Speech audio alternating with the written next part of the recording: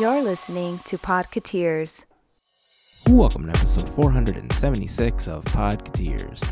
This week, some crazy revelations from actors on the picket lines. We discussed the passing of Paul Reubens, known to many as Pee Wee Herman, and Disney historian Jim Korkis. Dole Whips in cookie form.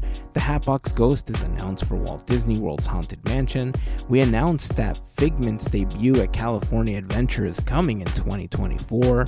Well, kinda, but we say that. And of course, we continue our history segment, Great Moments with Mr. Andrew, with the years 1983 and 1984. Quick reminder that we are raising money to help the Children's Hospital of Orange County, also known as CHOC. Our goal is to raise $500 before the end of August, and you can help us get there with a small donation, or maybe even joining our team to help us raise money. You can go to teamboatwillie.com, just like Steamboat Willie, but without the S, or chalkwalk.org/teamboatwillie. Every little bit helps, so anything you can give is greatly appreciated. We also have a few items that we'll be auctioning off to raise money, so if you want to get a little something for yourself while also helping the children of Chalk, keep an eye on our Instagram for more information. We'd love for you to join the conversation on our social networks, including Instagram and Facebook, but we invite you to join us on Discord. Joining the community is super simple. Just head over to podketeers.com/links and click on the Discord button to join the community. A very special thank you goes out to an awesome group of people known as the FGP Squad, our podcast, Fairy Godparents, because it's their support via Patreon that help make these episodes of Podketeers possible.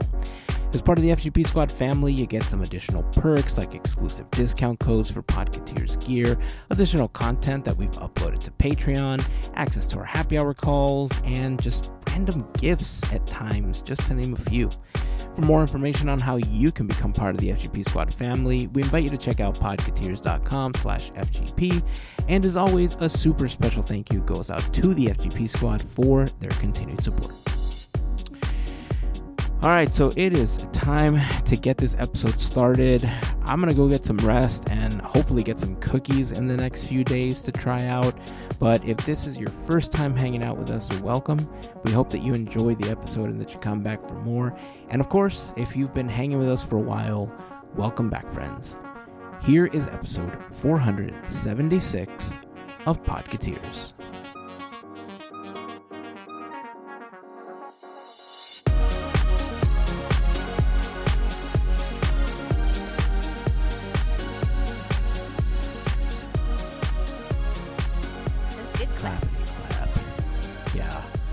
The clap, believe it or not, while not loud, for some reason still like in my head, made it feel like it was a sonic boom.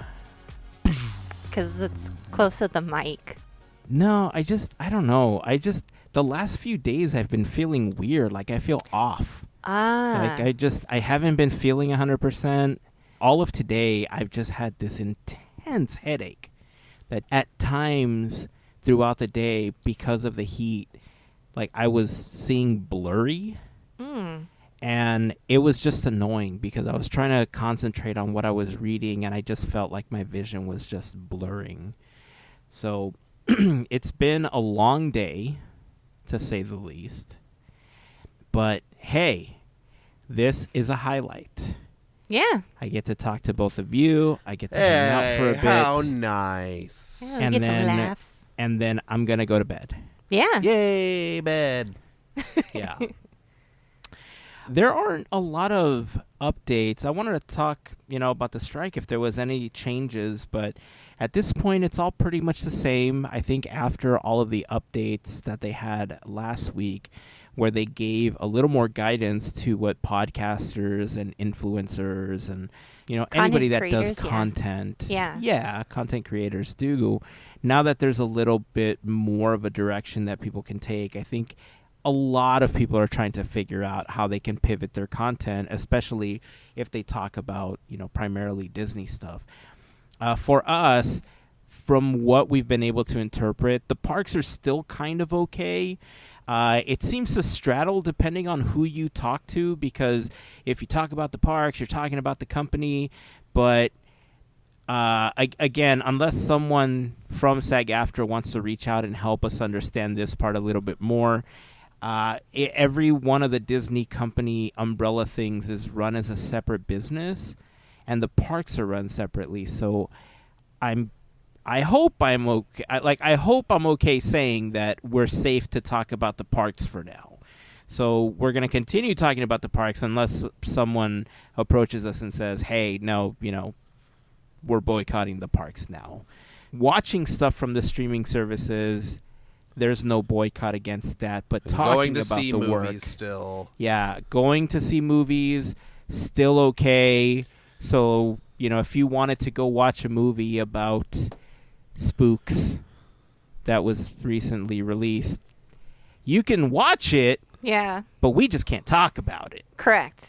Right? So yes, spooky things. It's going to be weird for a while. I'm hoping that they're able to reach a deal sometime soon, not for the sake of the content that we're creating, but primarily because the more I'm hearing about what's happening and why this is going on, honestly, the sadder I get for a lot of these actors, right? Because we talked about, I don't know if we mentioned it in one of the last couple of episodes, but one of the actors from Orange is the New Black had talked about how they got a residual check for like $27. Yeah.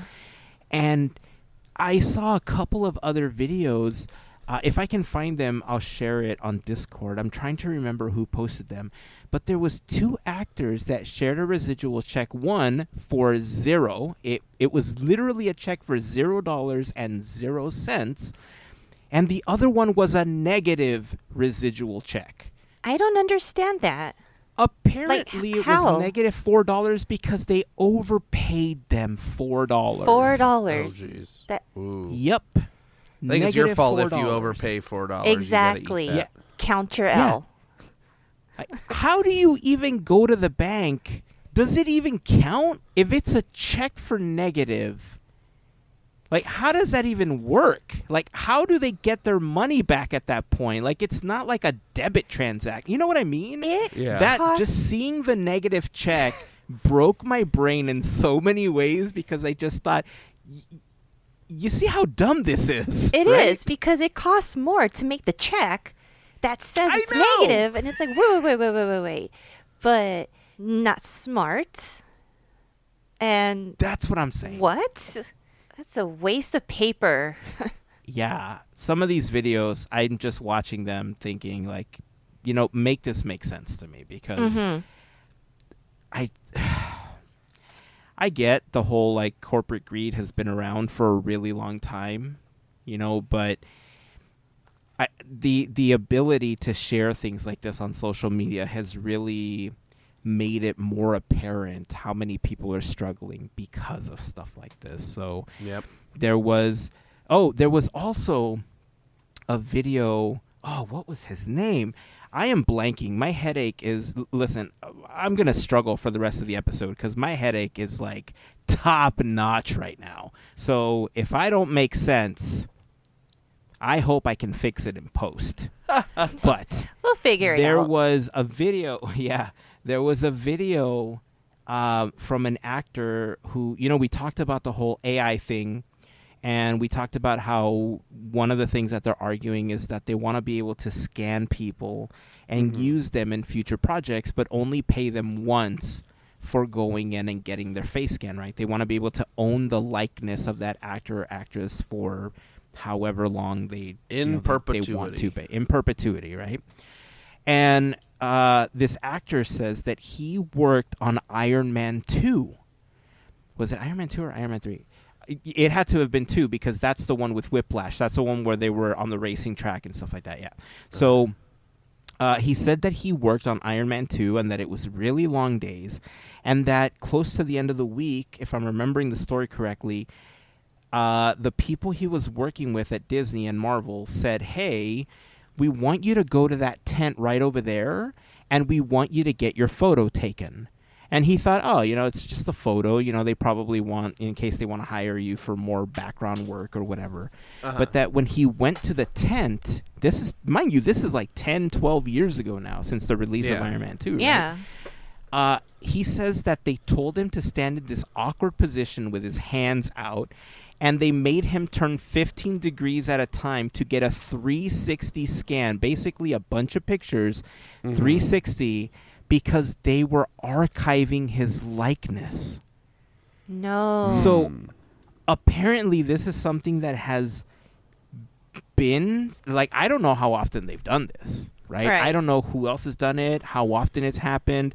This is just one experience that was shared, and I'm now sharing with you after watching this video, right? So I'm not going to sit here and accuse the person, of lying, saying that this didn't happen, because obviously if there's other people that were on the set, somebody can bring receipts if they have to, right? But if that was happening 10 years ago, I'm wondering if it's something that's like outside of the realm of like Star Wars and how we've gotten certain characters back.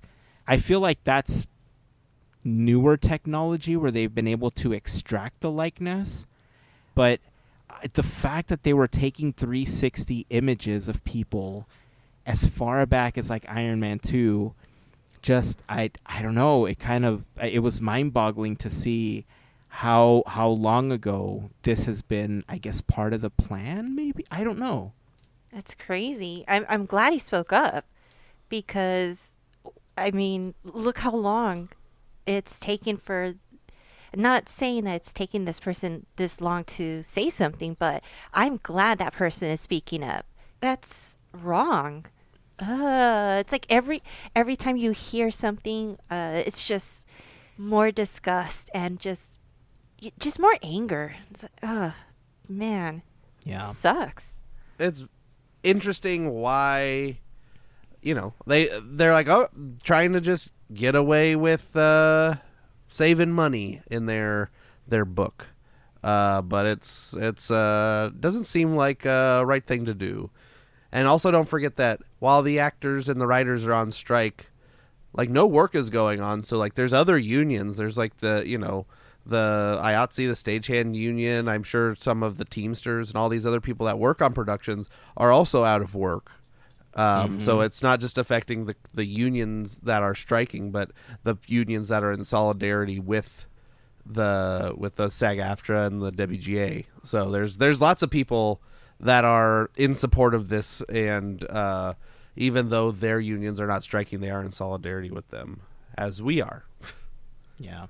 I think there's also non-union people that are super affected by it, because I know that there are some motion graphic artists and like audio mixing companies that do the work for these major films that aren't working right now either, because there's just no work. There is some confusion still, because there are a lot of independent films getting made with some major actors. But I think a lot of these, from what I'm reading and from what I've seen, SAG-AFTRA is approving these films through the independent studios. And although there's a lot of backlash because some of them have some really high-profile actors in them, I think the point, at least it feels like the point that SAG-AFTRA is trying to make, is that they're able to make these films with or without the major studios. Correct. Yep. Right? So if they're able to successfully make, fund, release, and distribute films, these independent films, then it hopefully gives them a little bit more bargaining power. I don't think everybody sees it that way. I think some people see it as those actors possibly scabbing or whatever. But the unions are on strike against the AMPTP, and they're not on strike just like in general, like, hey, just the AMPTP is the majority of how films are made. So that's who they're on a strike against, because that's the contract that they are trying to update, is with the AMPTP. So these other independent films that are truly independent, have independent financing and are from independent studios, are getting waivers. And some people, like you said, some people are not happy with it, but it does, show that movies can still get made without the big however many studios, the big daddies of the studios and whatever you want to call them. The Adam Sandler big daddy. No. But so yeah, there's hopefully this ends soon, because I know everybody just wants, everybody except like 9 people want these all the actors and the writers to get a fair deal and to get everything that's coming to them. There's like 9 whole people that don't want them to. So how about those 9 people can shove it, I guess. I don't know. Take an L. Yeah, take an L. Take an That's L. a better way to put it. Yeah. Let's see. Hey, sad news this week. Speaking of actors, Paul Reubens. Yeah. We saw news pop up all over social media that Paul Reubens had passed away after a multi-year battle with cancer. He had, I guess, not shared it publicly. He was, kind of going through this and treatment and everything. It's very similar to, Chadwick Boseman when he found out that he was sick, that he didn't really share it either. Cancer sucks, man. Yeah. It's, in any way, shape, or form, part of the reason we do the Team Boat Willie stuff is to try to help raise money for helping create cures and treatments for stuff like this, because it wrecks people, it wrecks families, it wrecks so many things. It sucks altogether. Yeah. It's a domino effect. Like, it just doesn't affect one person. It just goes. But it's, I guess, like, no one really knew that he was battling for a while. You wouldn't have guessed it. If you were fortunate enough to see him perform the past 2 years, you would not have guessed it, because this guy was just living it up and having fun, and don't want to say look. He just didn't look like that. He just didn't. He was happy and into his character, which is totally what we know and, we grew up with. So, yeah, to see, like, such a funny guy just go through that like, pretty much private is just like, dang. And like you have mentioned, Chadwick Boseman is, like, similar, where it's like, whoa, we didn't even know this, and we saw him in films. So this guy had not just the, the funny factor, but his strength. Dang. Like, all right, you know what? That's something awesome. That's awesome. You lived your life, like, the way that you wanted. And that's something, like, a lot of people don't get to do, especially with cancer. So that right there was, like, for me, it was more like, that was awesome to see. Gonna miss him, though. Long live Weird. Exactly. It's a little less silly in the world anymore. Yeah. Yep. I remember there was this one time that Pee Wee was on SmackDown or something like that, and he had been interacting with multiple wrestlers. I forgot what he was out promoting. It was probably the release of some film or something. But I remember he had this, like, backstage segment. So I looked it up on YouTube. Thankfully, somebody had it posted. Nice. But he was interacting with The Rock, and he was going back and forth because he's like, do you want to be part of Team Bring It or Team Little Kid or something? Because he was comparing John Cena with little kids or something like that. I'm paraphrasing now. But he thinks about it. He's like, I thought about it. I want to be part of Team Bring It. If you smell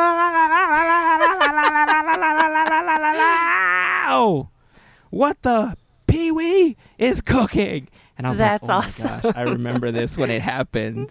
And so he starts, like, high-fiving them and daps and stuff, and he's like, okay, that's enough, stop, just stop. And he keeps going, and he's, like, elbowing him and, like, high-fiving his shoulders and everything. He's like, okay, stop, you're going too far, just enough already.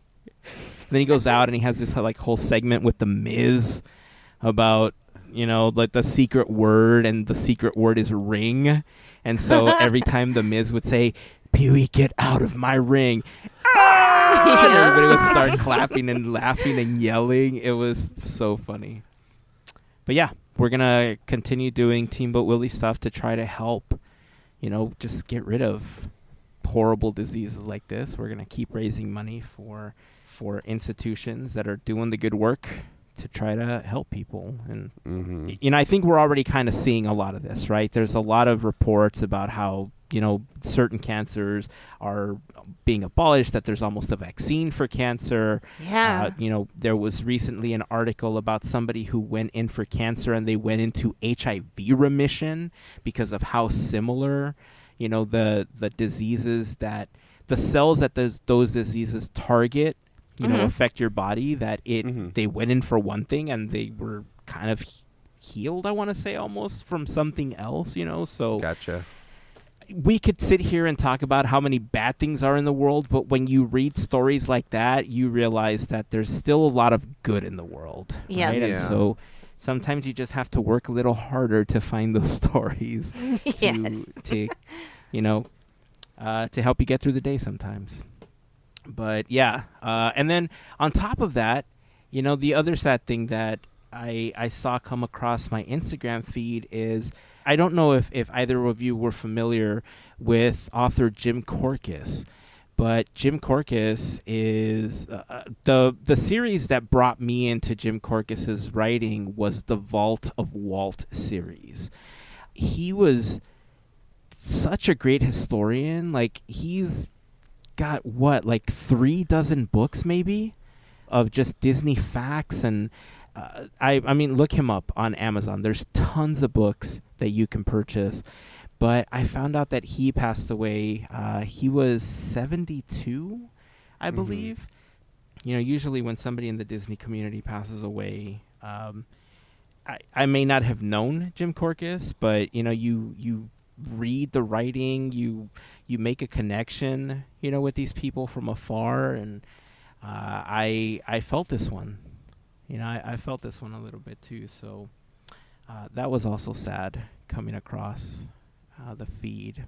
Yeah, it's always, it's sad when these influential people, even though they're not, Jim Korkis was a Disney employee at one point. He worked at the parks and different things like that, but he's not prolific as a Disney employee. He's prolific as a writer, and just somebody that has been around Disney and the park specifically, basically his whole life, because I believe he grew up in and around Anaheim around the time that Disneyland had opened. So he was very, just in the culture and all that stuff. So he was able to meet people that maybe people wouldn't normally have met, and kind of had different opportunities that led to him getting all of this knowledge and be able to tell this history of specifically the parks and generally other Disney things. And so it's kind of like losing. It's kind of like Dave Smith and all the other people, whereas it was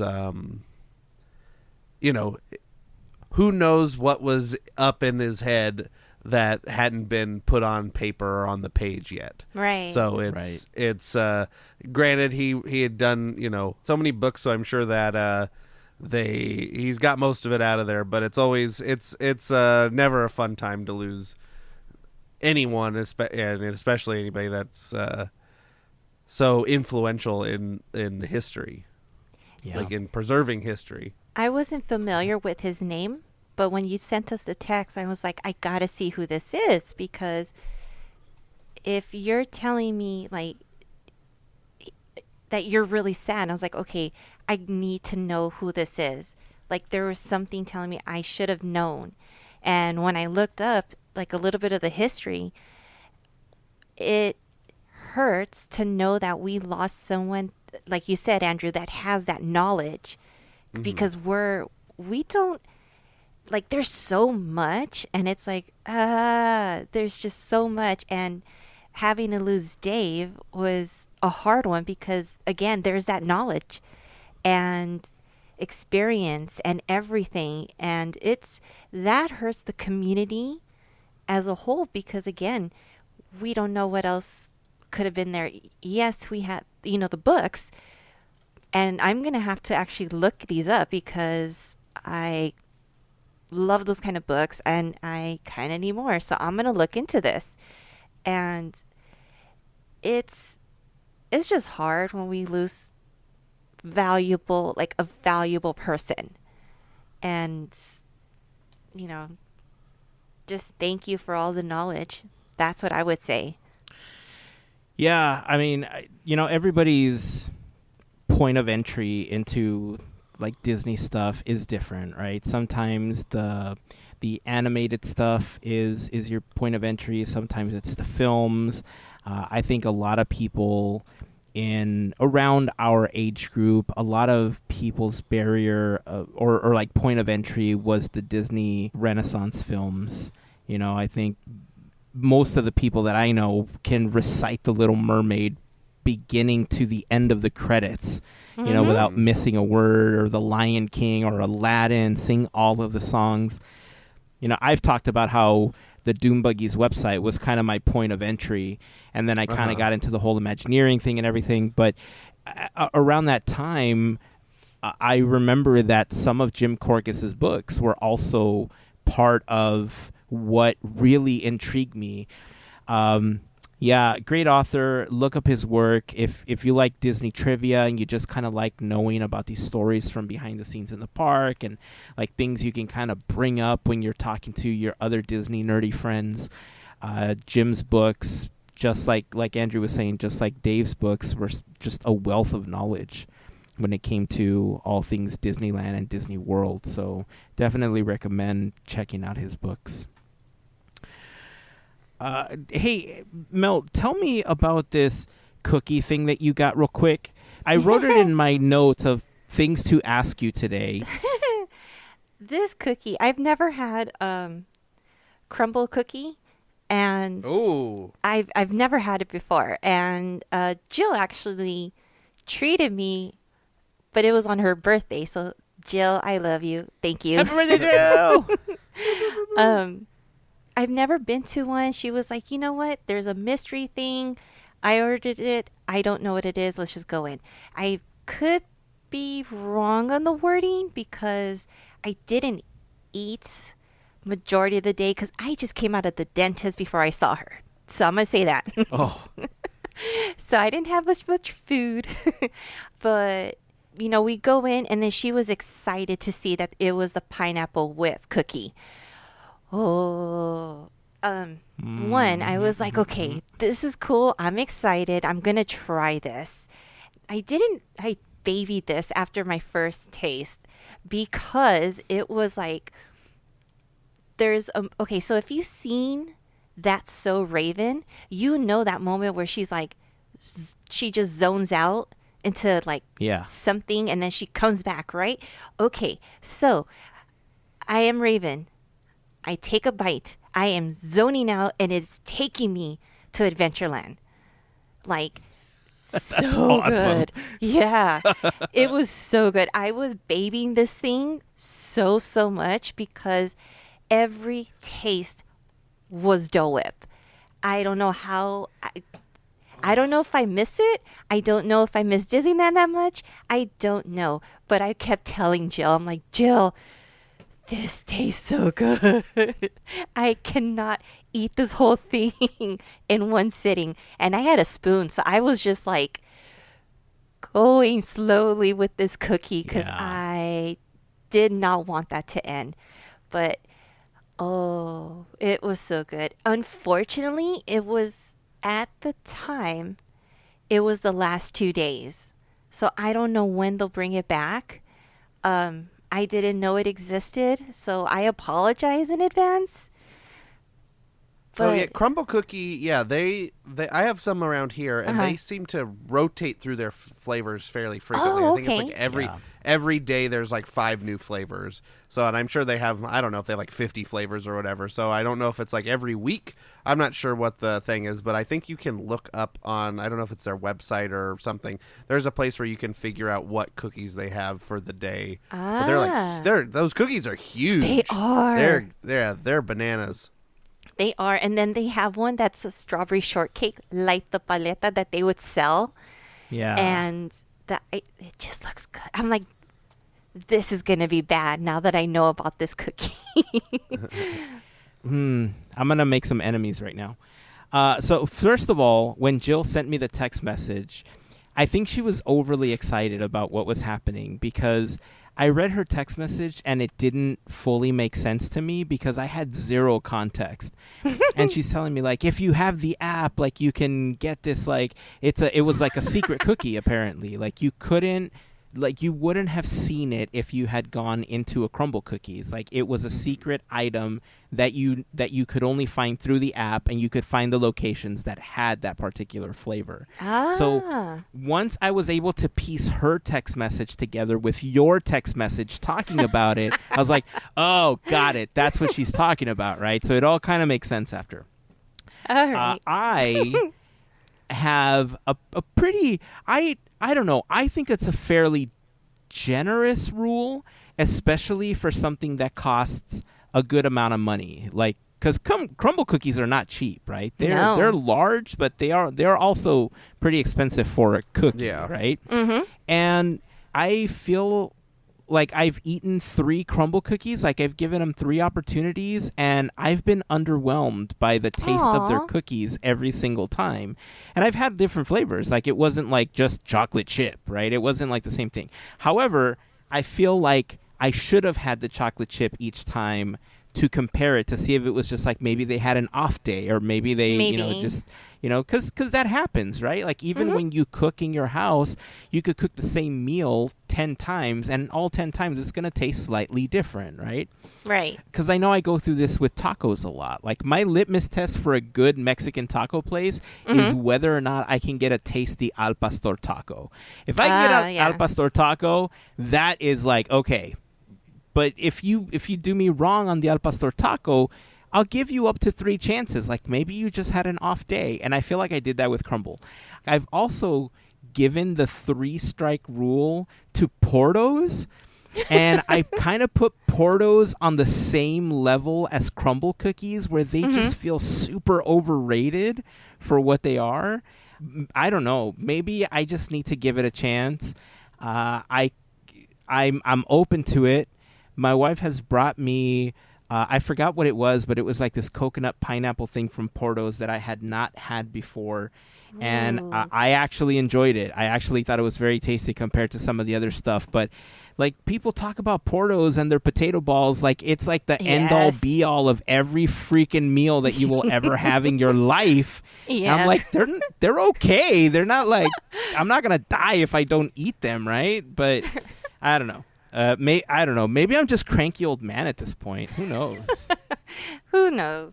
All I know is that the cookie gave me the satisfaction without having to pay so much for a Dole Whip. Yeah, that's good. I'm happy it did. It's all, I think, on like maybe you just got their bad one of the day, like their bad style. Like I usually have pretty good luck with like anything that's like a chocolate based cookie. Or a peanut butter based cookie from them. But like any of the like sugar cookies I always find to be too dry. One of the ones that I ate was a sugar cookie. Now, in all fairness, I will say that at least 2 of the cookies I tried from the same batch, like the same day that somebody had purchased them and was sharing them with me. Gotcha. So I don't know if crumble cookies, I have run into situations, which I think is why I lean this way with Portos, by the way, that when we were in the office, people would buy food every day. All the time there were snacks and food and all sorts of stuff to eat. And because of that, everybody was always sharing what they got for lunch, right? Because you're not going to eat everything. You just order a bunch and then you kind of share it, distribute it, so it doesn't get thrown away. And I remember a couple times people getting Portos, and they offered me lunch, and I went and I got some, but it just kind of sat there, and I didn't eat it immediately because I was working on something else or whatever I was doing. I just couldn't eat it at the time, and I think that may have affected how I felt about it. So I do want to be fair about that. I do want to throw that out there, and I just don't want to be a Portos hater or anything, right? Yeah. So I want to try to be objective about what I'm saying about how I feel about it. And I think that's what happened with Crumble. I don't know if maybe towards the end of the day they're just not warm and they don't have that like nice chewy consistency and flavor that everybody is like swooning over. But I mean, there's been tons of people on social media that are like, oh, well, they're just Duncan Hines or they're just Betty Crocker mixes. Like, who cares? If you find something that works, go with it. Like, if you can make something tasty out of it, bake the hell out of it. Right. Go do you. I but if it's not tasty, I'll tell you I didn't like it. You know what? I was talking to Jill about this, and I was like, well, what's the difference between cookie, like the cake, using the cake batter and homemade? When it's part of the ingredients to make the product, you're still making it. So there you go. I know. And that's what I'm saying, that I'm not saying what I'm saying because I'm trying to be like a hater for these products. I know that there's tons of people that enjoy them, right? Right. Sadly, I haven't had ones that I've enjoyed. Maybe if I tried a flavor that I was looking for, maybe I would enjoy it more. And honestly, I'm open to it. Maybe this weekend I'll go back and I'll get a couple and I'll tell you how I feel about it next week. I'm not opposed to it. Again, cranky old man. I don't know. I'm just going to stick to that right now. Hazen has a headache. Hazen has a headache and he's a cranky old man. So I want to talk about a couple of parks things since we're talking about Dole Whip and all that stuff. Before we talk about the park stuff, I want to remind you of a couple of things. One, this episode of Podketeers is brought to you by a fantastic group of listeners known as the FGP Squad, our podcast, Fairy Godparents, because it is their support via Patreon that help make these episodes of Podketeers possible. This kind of all wraps up and it all kind of like works together because you were talking about Dole Whip and the flavor of the cookie, and it reminded me of this t-shirt design that I was working on that looks a Dole Whip cup, and we're talking about the design. Should it have a spoon or should it not have a spoon? And thank you, Discord, for helping me order the test without a spoon. But the reason it all tied it together is because I've been working on a couple of things that I want to send out for the FGP Squad, and both of you know the struggles that I've been through with this. But this company that I ordered the recent supplies from that I needed looks like it's finally going to work out, and I'm super excited about it because the design of the Dole Whip was one of the things that I ordered from them. So more on that is coming soon, but if you're interested in becoming part of the FGP Squad family or just want a little bit more information, head over to podketeers.com/FGP. There you'll find a list of some of our top contributors, a link to our Patreon, some information on the FGP Squad itself. And if you have any questions, of course, you can always reach out to us. We'll be happy to answer any questions that you might have. But being a part of the FGP Squad family gets you some additional perks, like access to a special section of Discord, additional content that we've uploaded to Patreon, access to any of our happy hour calls, random gifts that I send out at times, and more. So again, more information can be found at podketeers.com/FGP. And to all of the members of the FGP Squad, we just want to send a huge thank you for your continued support. The other thing that I want to remind everybody of is that we are currently raising money to help the Children's Hospital of Orange County. We are trying to raise $500. It's a pretty low amount to try to help them in helping the children. And we're going to be doing some auctions We have a couple of items that have been donated by FGP Squad members. There's a couple of items that we are putting up ourselves, including something that Mel just put together. Mel, do you want to talk a little bit about that? Yeah. I finally had a chance to go out and just check out different things. Jill, again, thank you. She's the one that helped me out with this. She let me know that there was a couple of Disney items that were available at Daiso. So we're like, you know what? Let's check it out and see what we can find and stuff. Let me tell you, one, it was hard. It was hard to not buy for myself because these are cute stuff and they're really good things that I would buy. So I was like, oh, okay. I'm like, I gotta get this. There's so many items. Okay, show and tell. So we sent you a picture of this, Hazen, and we had to get it. This Mickey's is little cool. red pants. Yes. Mickey's Knickers. Of course. Inside joke. I was like, I gotta include it. It's actually really cool. It's actually a laundry net, so you could just put like something in there. I'm thinking like ears or something or whatever you want. So Dude, it's a little zippy pouch. yeah. So I was like, okay, it's cute. And okay, this I was excited for because I did not buy this for myself. And it took a lot of restraint not to do it. There are 1, 2, 3, 4, 5 different molds that you could use for candy, baking, resin, whatever. It's Ice really, cubes. really cool. Yeah, that too. I mean, they're giant though. If you want ice Big cubes. Jello ice cube. snacks, Jello. if you want. I didn't think about that either. There you go. See? So there's actually a Toy Story 1, which is really, really cute. Monsters Inc., which I thought I like the was Monsters like, Inc. one. That's pretty dope. Yeah. Mike and Sully. Right? And then there's a Winnie the Pooh with the honey Some pot, which honey is pots. yeah, so cute. And then, of course, you've got Mickey and Minnie and the gloves, so you can't go wrong with that. My heart sank. I was like, "There's Chip and Dale." You don't That's see cool. many things like that. So Yep. all of this what I'm talking about is gonna be in this basket, I guess. Hold on, but wait, there's more. Wait, there's more. I wasn't kidding when I said there was a lot of stuff, so hold on, bear with me.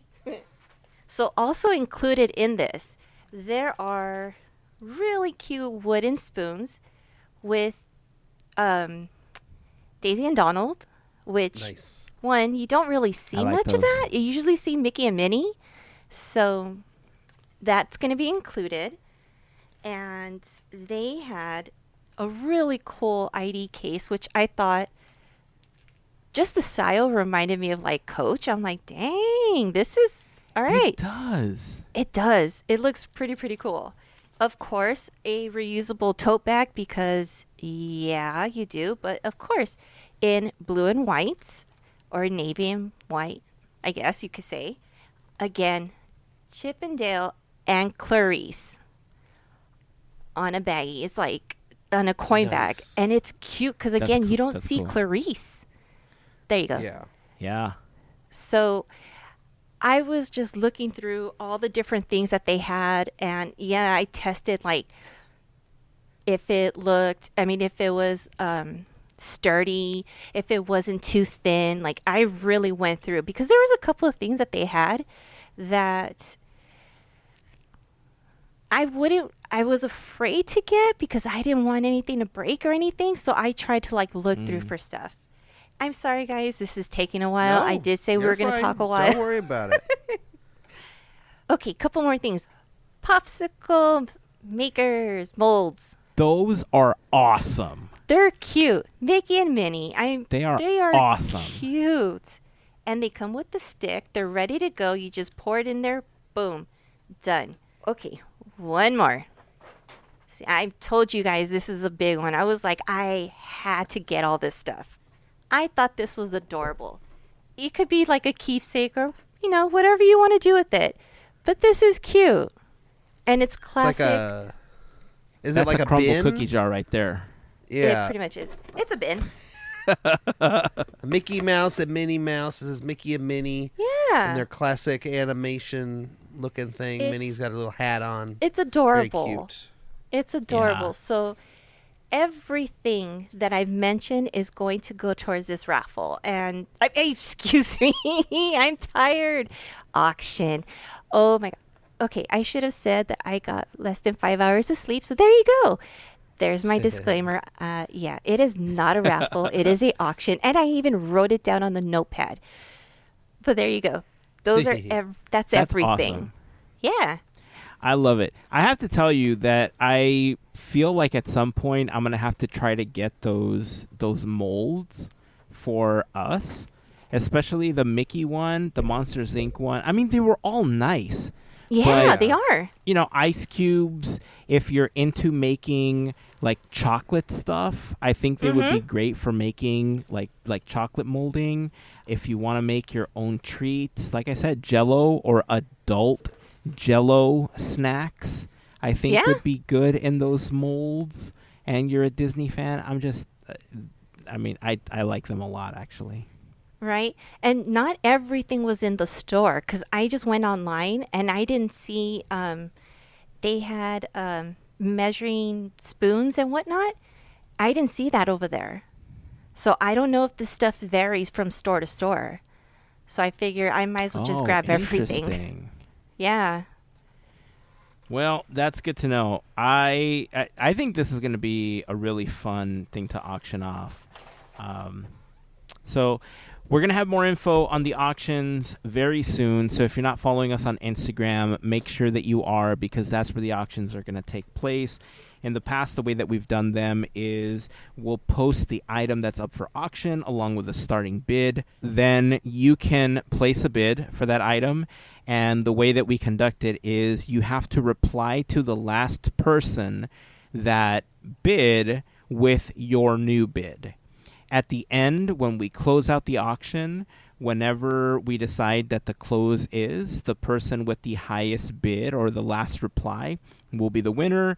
And the money doesn't ever come to us. The way that we do it is we have the person that won the auction make a donation to the Teamboat Willie fundraising page, and then we just have them send us a screenshot or something once it posts, and then we ask for an address, we wrap it up, and we send you the item that you essentially purchase as part of the auction. So, again, more on that will be coming up soon. Keep an eye out on Instagram. We'll post the items on Discord as well if you are following us there. Threads, we'll post it there as well because we're there. Why not? Why wouldn't we post it on there, right? But I'm excited. I think these are really great items, along with the stuff that we've had FGP Squad members donate. I'm really excited about this one. Me too. Let's see. So that wraps it back to the parks, and I want to just talk about something that came across my feed this last week. And I know this is something that a lot of people have been asking for a really long time, but news recently was posted that the Hatbox Ghost is coming to Walt Disney World. I know for some time there was possibly even a petition at one point because the Hatbox Ghost just had to be at Disney World, because why not, right? Because it's not Disneyland, that's why not. But, I guess we lost that one because Disney announced that the Hatbox Ghost is coming to Florida. So first, your thoughts on Hattie now being bi-coastal. And then I would like to share my thoughts on this. Okay, hold on. I have these. Hold on. Melissa put on little Just devil little horns. I for sure everybody did, because listening. this is a mood right now.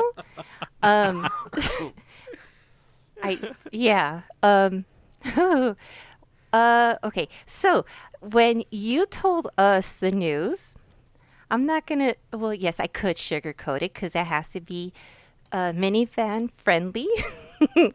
I was shopping at Daisel when this happened, and I forgot I was there with other people surrounding me. So I said a few words, and I'm like,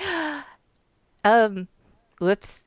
But it's I'm a little frustrated over this. I'm not gonna lie. I'm a little frustrated because it's hitting me differently, and it's just sour to me because we waited for so long for Hatbox Ghost, for Hattie to come back. And that day was just amazing because we got to see the legend, the true thing that was missing from the mansion. You know, that is a day that May 9th. Hatbox Ghost Day. Yes, that is a thing. I will die on that hill. So will I. And I see, this is the part that I'm kind of like, I don't know about this, is because every haunted mansion in every Disney park is different. And that was the beautiful thing about that particular attraction, is that you had that opportunity to, experience different styles, different stories. It kind of defeats that a little bit. It kind of is like, well, are we going to see him pop up everywhere else? Except for Mystic Manor, because he wouldn't fit there. That's a given. But I know people are going to be like, well, you know what? Look, again, 5 hours or less of sleep. I am trying to be very good at this. But I'm also a pretty passionate person. And my horns come out, which is why I'm wearing small little devil horns, because that's how I feel right now.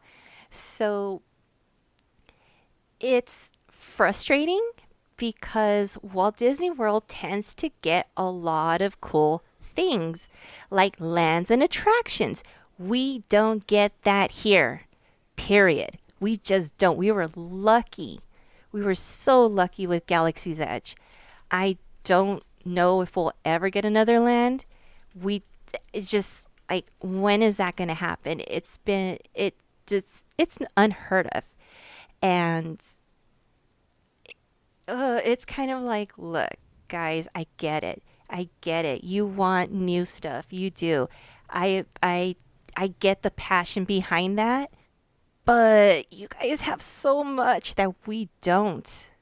You know, there's a lot.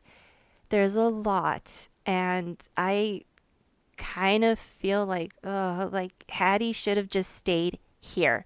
Now, granted, with some information, it makes sense to have him there. But my heart is like, no. It's just, that's how I could say it. But you know what? Here's my thing. Fine. Cool. People are not going to like this, but sure, have them at Walt Disney World. Always remember, the legend starts at Disneyland. There we go. I don't want to start a war, but I had to say that. It's sit down, I'll weave you a tale, but I'll try not to go too long. But the thing with the Haunted Mansions, specifically the Disneyland and the Walt Disney World Haunted Mansions, they were basically developed simultaneously. They started buying land for Walt Disney World in 1964. Haunted Mansion was in development a little bit before that. At Disneyland, and the building, the facade of the building was up years before the attraction ever actually got built and finished.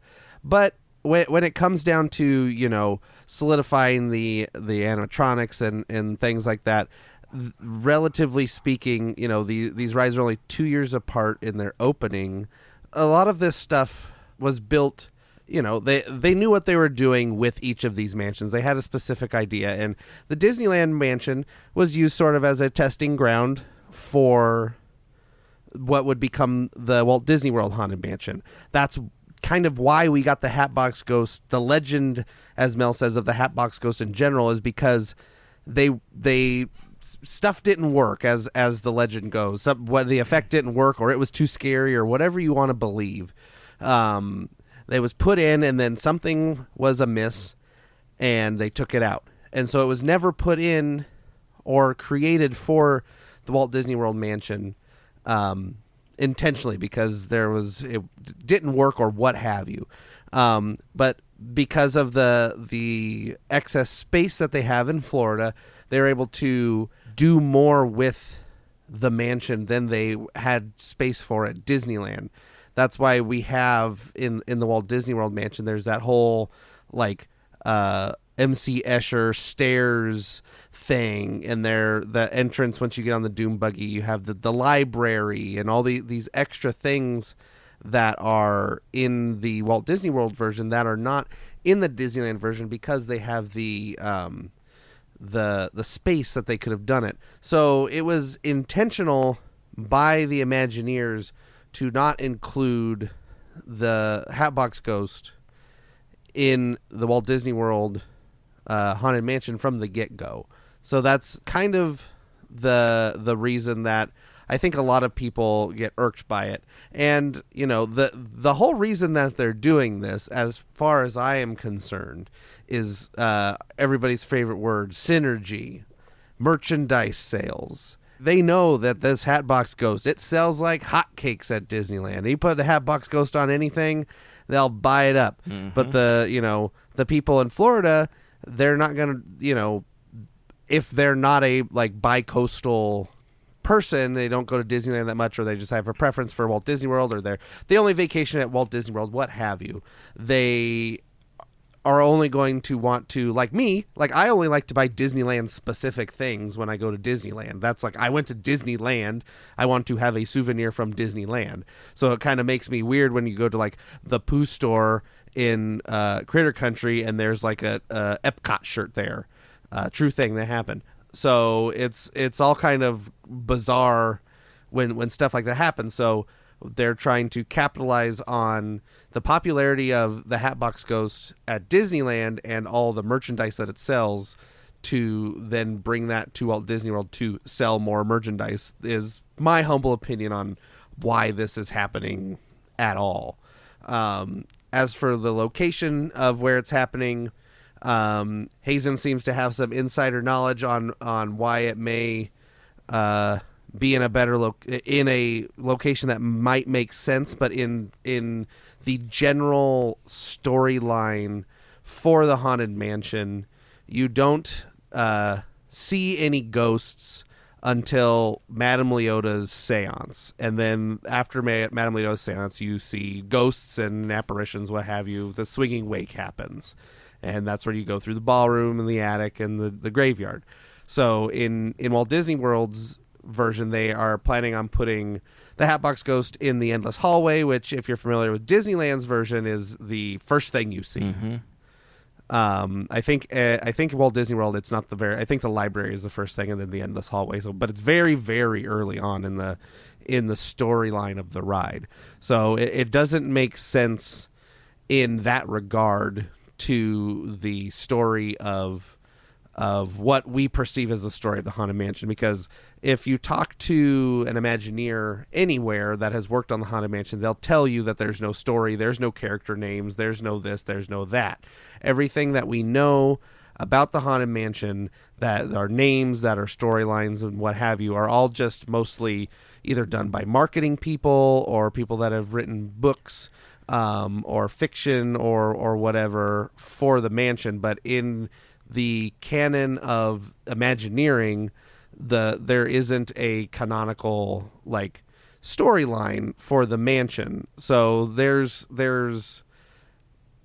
things to say on both ends of it, and because there isn't a storyline, you could in theory do whatever you want.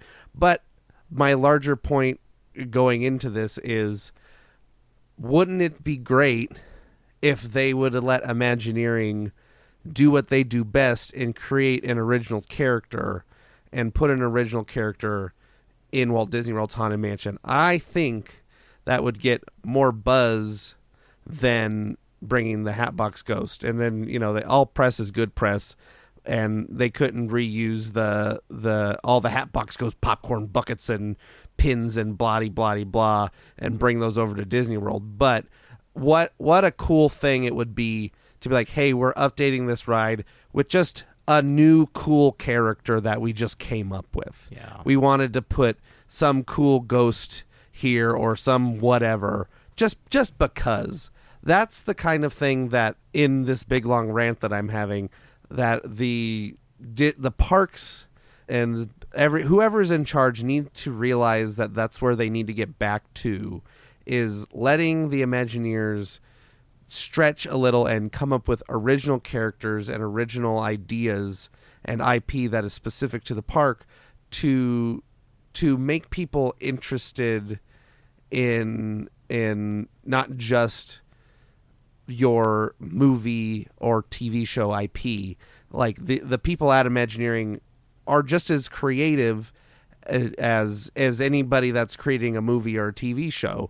So why can't you take their ideas and, hey, we've seen it in the past, the Haunted Mansion's original IP, Mystic Manor, what Mel just brought up. Like, there are so many great original IPs that have been created for the parks that are beloved. The most beloved attractions, I think, that exist in Disney parks are all original IP. Mm-hmm. Nobody says, oh, the classic, I don't know, Toy Story Midway Mania, the classic. No, the classic, the classic, Peter Pan's Flight and etc. But those big e-tickets that everybody, that you want to go on, Haunted Mansion, Pirates of the Caribbean, the Matterhorn, Space Mountain, Big Thunder Mountain Railroad, and the list can go on because of the international parks. But here in the States and at Disney company-owned parks, the IP is strong. So all that to say, I'm kind of mixed on the Hatbox Ghost coming to Walt Disney World. So there's so much that both of you said that I want to comment on. I said so much, but yet there's so much I can't comment on. That's the problem. But I'm going to start with this. You both made a great point about original IPs in other parks. So first, to address something Mel said, I don't think we're going to see the Hatbox Ghost outside of Anaheim and Florida.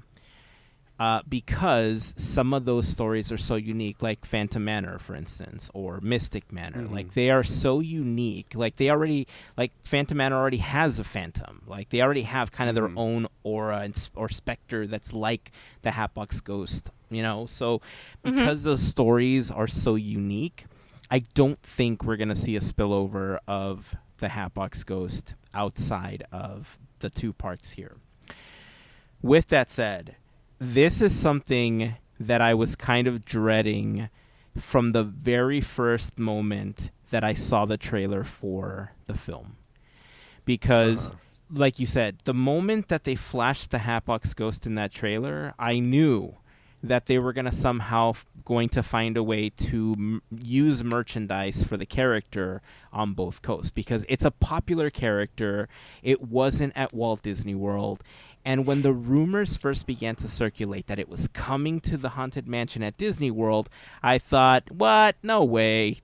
No, that's not going to happen. It's an original here. Every mansion is different to some extent, right? Like, I get it. They were built like a couple years apart, like Andrew. And this is part of why I thought, like, maybe they want to keep something that's original to Disneyland and not really feed it to Disney World, because it gives you that tourism, leverage where they say, like, hey, if you want to see the Hatbox Ghost, you have to go to Anaheim. If you want to see this brand new character that we created, like Andrew was saying, you have to go to Walt Disney World, right? Mm-hmm. And that was kind of lost. I honestly was worried that they were going to say, you know what, let's just put the Hatbox Ghost at Walt Disney World and we're good. Now we can do merchandise on both coasts, and now we don't have to worry about it. The next thing I will say is, I had an opportunity to slip away and watch the Haunted Mansion film. Now, I can't talk about the film because we're in solidarity with the SAG-AFTRA strike, but I did have a chance to watch it. And because they flashed him in the trailer, I knew that something like this was coming. And it makes sense to me. That for now I'm just going to say it makes sense that they bring him because they can make money off the character now on both coasts. That's what it comes down to. They found a way to make money off the character on both coasts.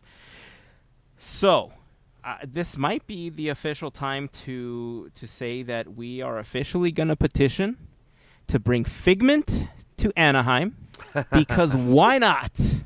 Yeah. Bring Orange Bird while you're at it. Yeah, let's make some money off of Figment and Orange Bird in Anaheim. You know what? You know what would really make them mad? Walt Disney World people. If we got Figment and Dreamfinder, we got a journey in a working attraction. And a journey into imagination, the original, not a journey into your imagination. With Figment, yes, Journey into Imagination at Disneyland with Dreamfinder and Figment and Orange Bird and Yo Orange Soy Bird's Orange in there too. Bird. Why not? Hold now on. on Autopia and on every other attraction. Yes. Hold Yo Soy on. Bird and Yo Soy Orange Bird. I'm gonna one up you, and this may be really bad, but I'm gonna one up you. I say we just have the characters roaming around. Boom. Let's do it. There you go. Let's do it. I don't know where Figment would go. I California don't Adventure, the new mascot of California Adventure. care. Right? It's Figment. You know what? That doesn't sound Figment should half fly over the unplausible. castle. You're welcome. Yes, at Disneyland, Figment flies over the There you Disneyland go. castle. Yeah. Dreamfinder in that contraption flying over the castle. Yeah, I mean, look, I'm all for marketing. Like, we see it with all the other characters, right? Of course, Yeah. you have Mickey on both coasts, Minnie, Donald. You have all the characters. It just, I guess, not having... The argument is going to be that we do have a unique mansion, right? Because the Walt Disney World mansion has so many additional scenes, and the outer shell of the attraction is obviously different as well. Mm-hmm. So people will argue it is a different attraction, but it's not, right? It's essentially the same thing. And so if there was an approach where they did make them slightly unique, where only certain characters appeared in certain locations. If they created a different character for Walt Disney World, I think it would have been a better approach. But ultimately, what it comes down to, like you said, is it's money, right? They found a way to market the character on both coasts, and there's so much more that I want to say. Because you mentioned a lot about the story and how there's just these little tidbits that people have come up with. There's so much that I want to talk about.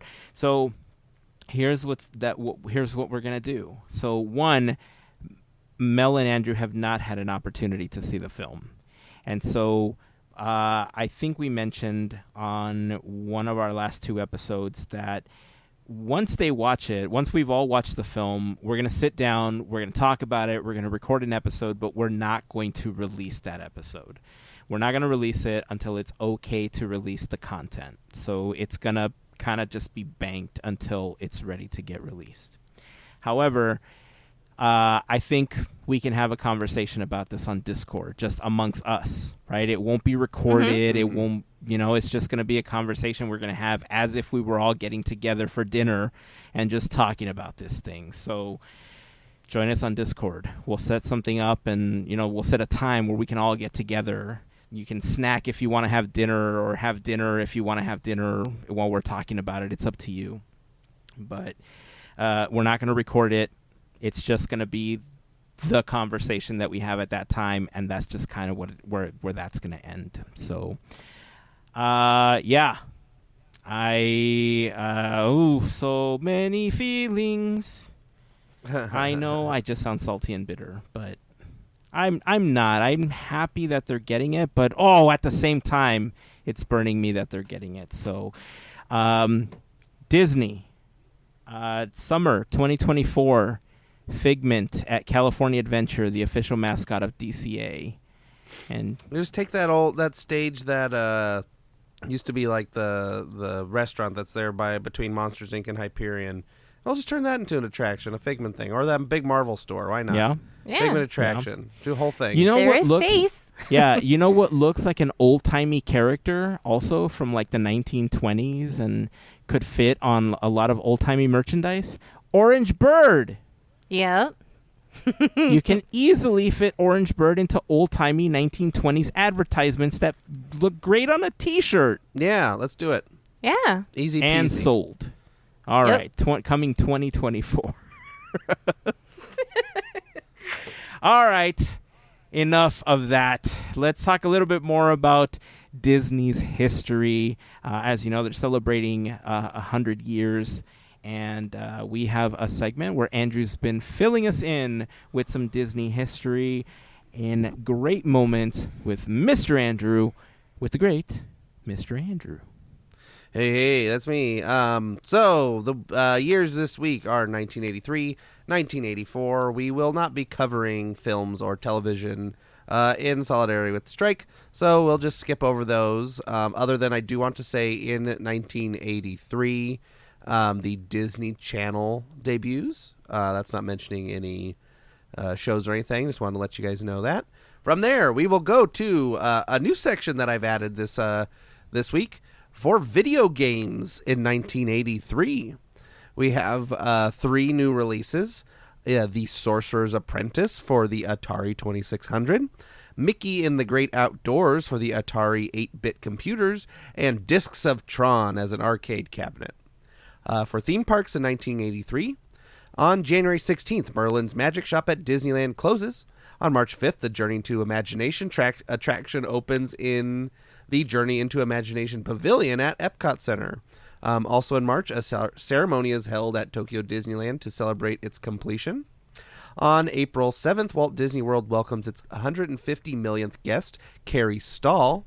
And on April 15th, Tokyo Disneyland opens its doors just outside of Tokyo, Japan, under operation of the Oriental Land Company with a license from Disney. The park features various themed areas such as Adventureland, Fantasyland, Tomorrowland, Western Land, and World Bazaar. Among the attractions in Adventureland are the Pirates of the Caribbean, Jungle Cruise, Enchanted Tiki Room, and Western River Railroad. In Fantasyland, we have Snow White's Adventure, Pinocchio's Daring Journey, Haunted Mansion, and others. Tomorrowland has Starcade, Star Jets, Grand Circuit Raceway. And Westerland has the Country Bear Theater, Davy Crock's Explorer Canoes, and the Diamond Horseshoe Review.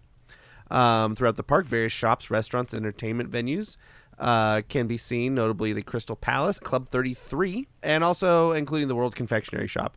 On April 23rd, the Fantasy in the Sky event premiered, captivating guests with a spectacular show. And just a month later, on May 23rd, Tokyo Disneyland celebrates its 1 millionth guest visiting.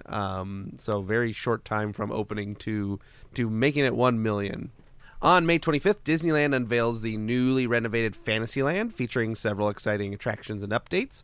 The drawbridge of Sleeping Beauty Castle lowered for the second time ever.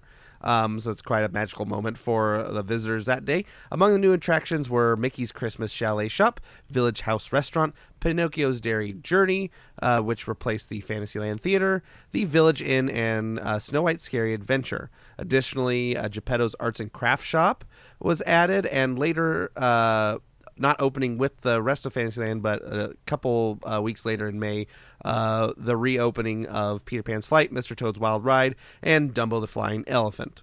On June 11th, the Refreshment Outpost snack bar opens in World Showcase at Epcot Center, and the Coca-Cola Refreshment Corner opens in World Bazaar at Tokyo Disneyland.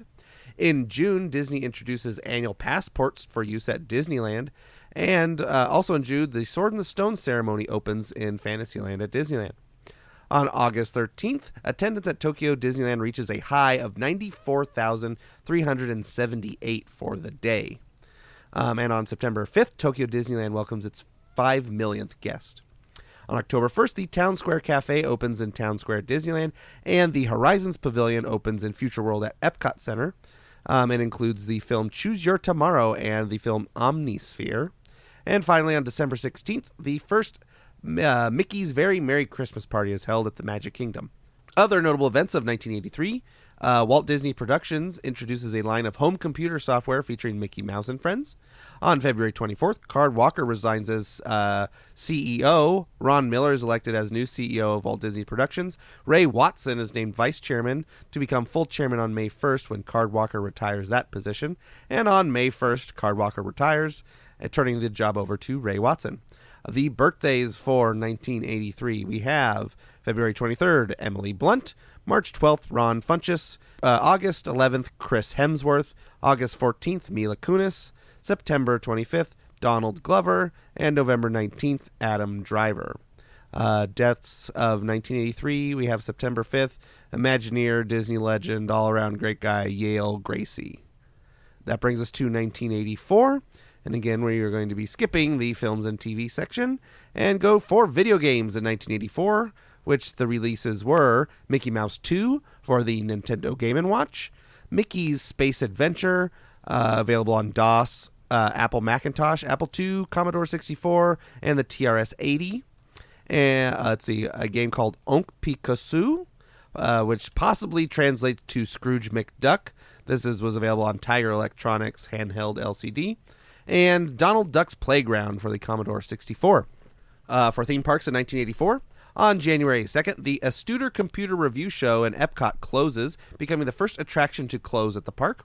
On January 3rd, the Circle Vision 360 Theater and Film America the Beautiful closes at Disneyland. On February 4th, the Backstage Magic Show opens in Communicore East in Future World at Epcot Center. On April 2nd, Tokyo Disneyland welcomes its 10 millionth guest. On April 14th, the new Alice in Wonderland ride opens in Fantasyland at Disneyland. And on April 30th, the Eastman Kodak Company ends sponsorship of the Golden Horseshoe Review at Disneyland. As part of Donald Duck's 50th birthday, Disneyland and Walt Disney World both have Donald Duck themed parades, while Tokyo Disneyland has a stage show called Donald Duck's Birthday Party. On June 30th, the South Sea Traders Shop opens in Adventureland at Disneyland. You might know a special friend that makes his living over there at the South Sea Traders, if you know who I'm talking about. On July 4th, the world premiere Circle Vision Theater opens in Tomorrowland at Disneyland, sponsored by PSA. It was previously named the Circle Vision 360 Theater. The pre-show attraction film is All Because Man Wanted to Fly, with the main film being American Journeys. In October, George Lucas tours the Imagineering headquarters. Lucas' attention focuses on a flight simulator, and the idea for Star Tours is born. Also in October, Dick Nunes and Jim Cora give a presentation on building a European Disney theme park. They are told to begin negotiations with France and Spain. And December 19th, the Country Bear Christmas Special debuts at Disneyland and the Magic Kingdom. Now, here's a special segment I've added in. Our journey begins in January when Roy E. Disney, the nephew of Walt Disney and a big shareholder in the company, grew discontent with the company's management team. He sought to instigate change and in March made a daring decision to resign from the Disney board of directors. Roy's resignation ignited a spark that set into motion a series of intriguing events. In March, famed corporate raider Saul Steinberg entered the scene and steadily acquired shares of Walt Disney Productions. Meanwhile, Roy, along with a group dubbed the Brain Trust, sought to help from investment banking firm Lizard Fier and Company to evaluate the company's worth. The analysis revealed that Disney would be valued at approximately $82 per share in a liquidation scenario. As Saul Steinberg's stake in Disney grew, so did tension. In a strategic move, Ray Watson, a Disney executive, reached out to Richard Rainwater of Bass Brothers Enterprises for assistance against the looming takeover threat. The executives considered various options, including engaging in real estate development in Florida and seeking investments from Bass Brothers Enterprises to repel the raiders. In April, Steinberg declared that his intentions to acquire 25% of Disney's outstanding stock shares, causing further turmoil within the company. Despite facing relentless pressure from Steinberg, Disney executives, led by Ron Miller, devised a plan to accumulate debt to resist the takeover. However, the situation became increasingly complex as an additional raider group such as Irwin Jacobs entered into the competition, as you may well put it. In May, the situation took a dramatic turn when Raymond Chambers of Gibson Greetings suggested that Disney acquire their company. The Disney board approved a deal that would involve Disney issuing new shares of common stock for Gibson Greetings. However, Jacob contested the acquisition and filed lawsuits to block the deal, pushing Disney into a precarious position. Throughout this summer, the alliances shifted as various stakeholders lobbied for their preferred leadership teams. Stanley Gold and Frank Wells backed Michael Eisner as a new CEO and Frank Wells as president and COO.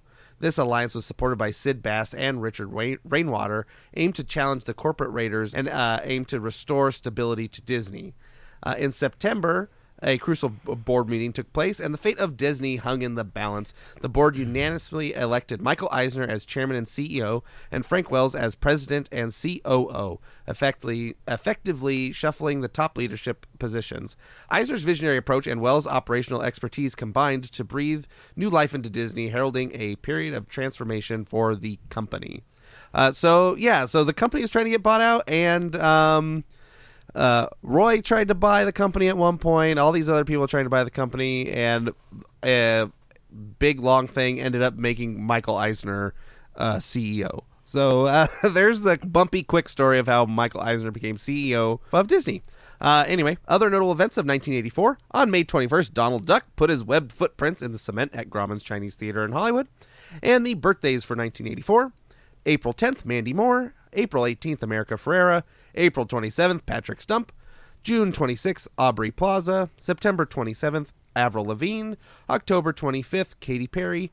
And November 22nd, Scarlett Johansson. So that's it for Great Moments with Mr. Andrew. With me, Mr. Andrew. So take it away, not me. Hey, that would be me, I guess. You're not me, so that's fine. Yay! It would be you. Whoever's not me. Yeah, Michael Eisner taking over the company, or being one of the two people running the company at that point, is debated by a lot of people as good, bad, great, horrible. You look back on it, and there were a lot of things that I think that Michael Eisner gave us that would never have happened if he wasn't as open to having them in the park as others may or may not have been. Mm-hmm. But, if there's anything that I've learned over the last couple of years is that we can be right about certain leaders and we can be wrong about certain leaders. And, I'm not opposed to saying that for a really long time I was a huge fan of Bob Iger, and there's just some things that he's doing or has done that I'm just not a fan of, and I think that's where Michael Eisner kind of falls. But if you want to read a book that talks a lot about Michael Eisner's tenure, like a really great book, it's a book by James B. Stewart called The Disney War. If you can get your hands on that book, there's a lot of really great insight on a lot of the things that were happening within the company, a lot of the struggles, a lot of what Andrew was talking about.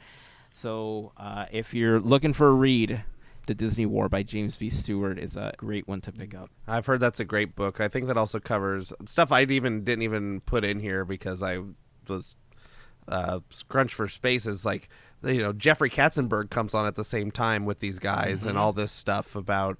There's just so much stuff. I think that's all covered in the Disney War book, especially with the Katzenberg stuff, which is all really interesting. I'll say about Jeffrey Katzenberg. Seems like a maniac. Yeah, at times he did seem just like he was just crazy, But people call Steve Jobs crazy. I guess you have to have some level of crazy to do this type of stuff, right? But if you're just looking for a straight up book about Michael Eisner, there's also his biography. I think it's his autobiography. It's Work in Progress, Risking Failure, Surviving something. I don't remember what it's called, but that's also a good book if you just want to learn more about Michael Eisner and his side of the story, basically. Everything that he went through. But my opinion on Eisner, net positive. Yeah. I say overall, Eisner at the end, net positive. Yeah. All right, that's it. I think that's going to wrap it up for this episode. Interesting. I know that there was a lot of saltiness in regards to the Hatbox Ghost. Listen, we're not trying to start a war.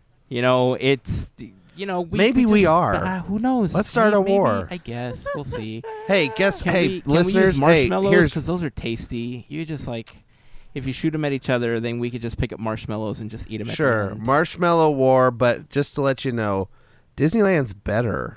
Like I'm okay with saying it. Yeah, look, that's the truth. You're not saying anything controversial. Yes. It's the truth. But that'll start some fights up there. No, there is nothing controversial about what you just said, other than I'm the not truth. sorry. Disneyland is the best.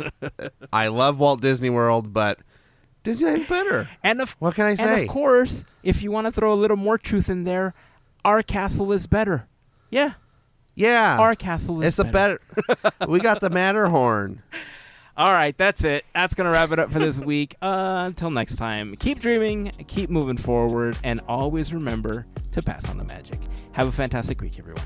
Bye. And our Space Mountain is better, and our Main Street is better. Our Pirates Our Haunted is better. Mansion is better. Our Pirates is way Small better. World is better. Oh, yeah, that Small World facade is awful.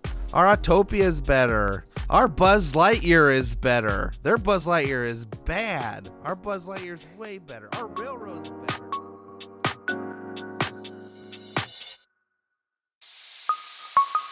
Part of the Podketeers Network.